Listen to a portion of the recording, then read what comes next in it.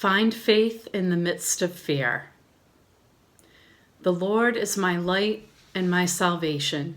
Whom shall I fear? The Lord is the stronghold of my life. Of whom shall I be afraid? It's been said that fear not is the most repeated command in the Bible. It's also said that fear and anxiety are among the top causes of stress for Americans today. The combination of both creates a wonderful ebb and flow of complexity and grace. On the one hand, we have so many reasons to fear. Having lived through recession, we fear the loss of jobs and financial instability.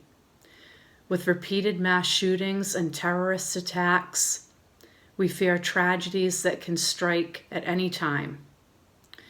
The uncertainty of relationships creates fears in our marriages, and the fragility of life makes us fear sickness that leads to death. On the other hand, David declared prophetically that we have nothing to fear. Were things easier for him? Sure, he may not have had the exact pressures we have, but his story indicates that he too had good reason to fear. His enemies were real. His family experienced conflict and broken relationships. He witnessed and experienced the effects of sickness and pain. But David allowed the reality of God to supersede his fear. His problems and enemies were real, but he understood God to be bigger. David demonstrated how we can rise above our fears by leaning into God as our light, salvation, and strength. By seeking the Lord and dwelling in the temple, his faith grew in spite of his fears. What would it look like for your faith to grow in spite of your fears?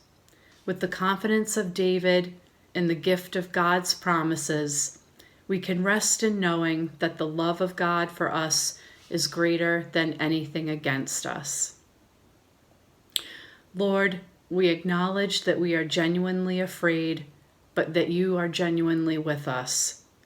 Let our knowledge of you surpass all else that we know. Help us to cast off our fear and lean into confident faith.